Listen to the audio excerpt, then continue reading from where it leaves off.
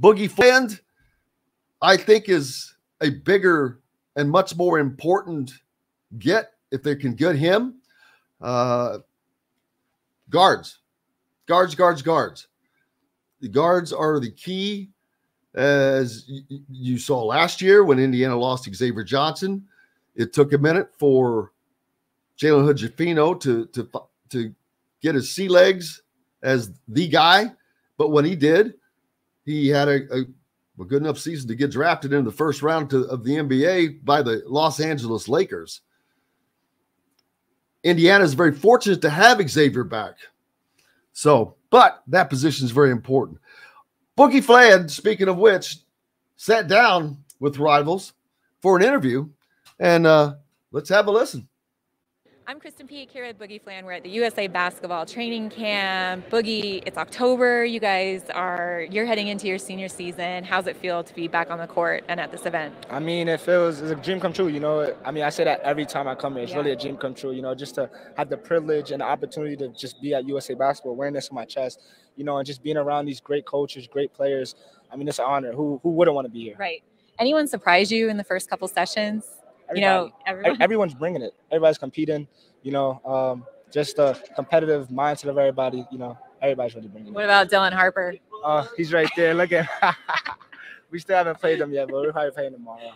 And with the NBA scouts, I mean, they're here watching you. They've seen you throughout the summer, but what are you hoping to show the growth in your game, you know, this time around heading into your senior season? That I'm a leader and I can stand out when I'm playing with good players. You know, I feel like when you're playing with good players, your mindset is to score, do this, do that, just to stand out. Yeah. But I feel like there's more to basketball than just scoring and stuff like that. You know, just getting everybody involved, make sure you're a good teammate, helping, clapping, doing the little things, you know, because that's what they're looking for. Because when you go to the NBA, are you going to be one scoring or is there somebody already there that's going to be scoring, doing the scoring? So you got to do something different, you know? Right. So, yeah. Right. And with your senior season, what are some of the goals that you have heading into your last year in high school?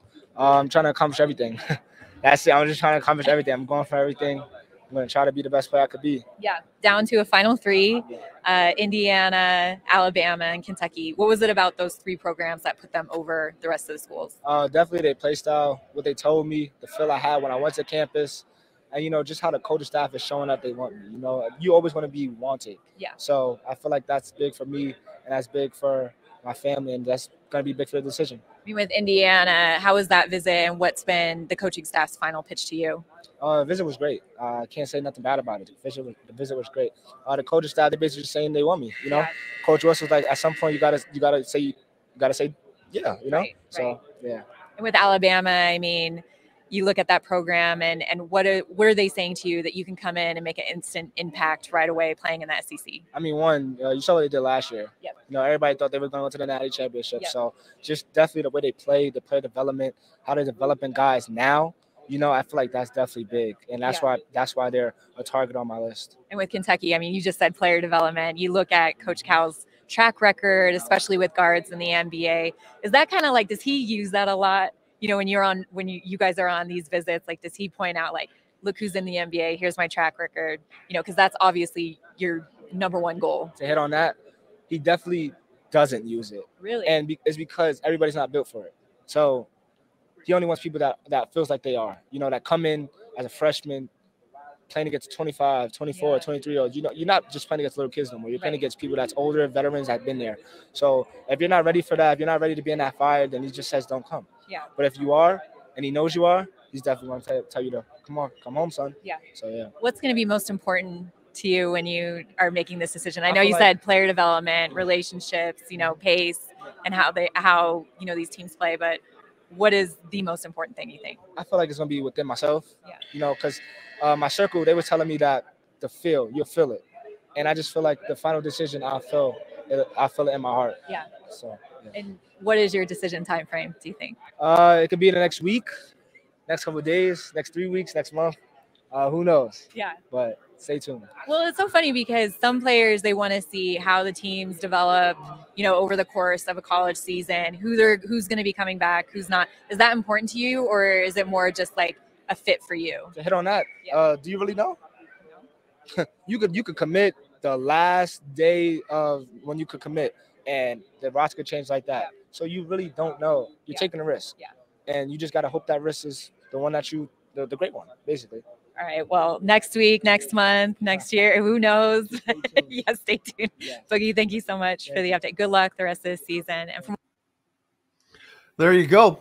Boogie Fland, talking to rivals.com, and you can find that again on thehoosier.com. But I got to say, I don't mean to interrupt, and you can share your thoughts and stuff on it, but he seems like a very level-headed person for somebody at this age and have this much talent, this much hype surrounding him. And again, this is just one interview, but he seems like somebody that no matter who gets him, whether it be Indiana, Kentucky, or Alabama, they're going to be getting somebody who is ready to hit the ground running, and they're not too full of themselves. They're excited. And I don't know, he seems like a good kind of dude. I really enjoyed that interview. And I'm not really big on recruiting, but I enjoy listening to that. Yeah, it's the thing is striking me now. Yeah, I agree with you. Yes. All of these guys sound like that now because because of what they go through, because of all of these things that they go through, all these people that they meet with, all of these coaches that they meet with. You know, you're talking Mike Woodson, Tom Izzo, guys like that have been around coaching, that have just done this for a living forever. And those two guys that I just mentioned, they're going to tell you like it is. They're going to just lay it out. And obviously, I'm not Mike Woodson, for example. Everyone, you know, when he was hired, oh, he's too old, he can't do it.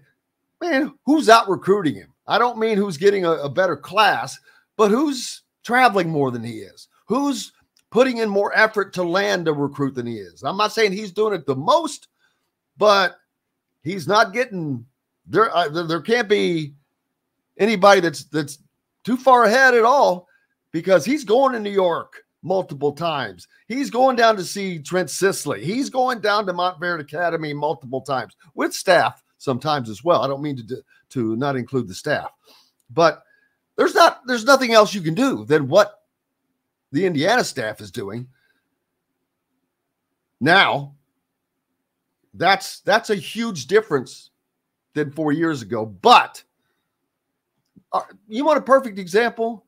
You know, I love that making fun of Lil Rhodey's introductory press conference to Rhode Island. That's the kind of pitch you're going to get in a recruiting meeting. I mean, that guy looked like, first of all, he looks like a little kid.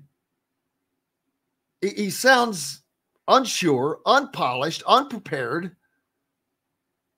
I would not be surprised if that's how a lot of recruiting meetings went.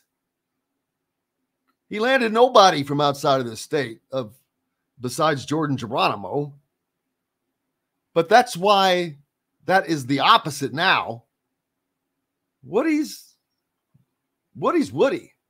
The clip from talking about Malik Renew's burger.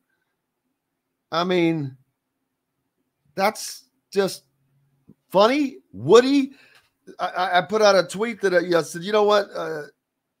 I have to say that it has been a pleasure. I forgot what I said, but it's just been great to cover Mike Woodson during this period, because he is always open, honest, he treats you professionally, and he's unfiltered. That last part is my favorite part. He's unfiltered. Says what he thinks. And he doesn't hold back. He doesn't coach speak.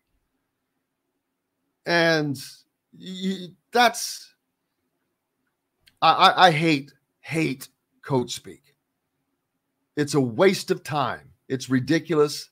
And I'm glad we don't have that anymore. But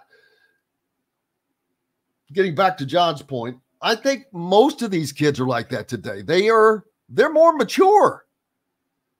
And they almost better be, because not only they're not just talking about going to play basketball or football, whatever the case may be.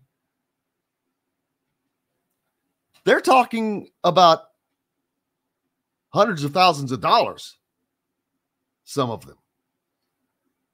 So that changes the game, people. How many of you, and I'm sure some of you might have, but I'm not in that camp. How many of you have gone to have conversations about going someplace for a couple $100,000 in addition to what you need to do? I haven't had that conversation yet. I wish somebody would come and have it with me. Sign on the dotted line. But there's a lot of demands that come with that, as there should be. But I think that it just made these guys grow up. But also, I think it's a naturally progressive thing where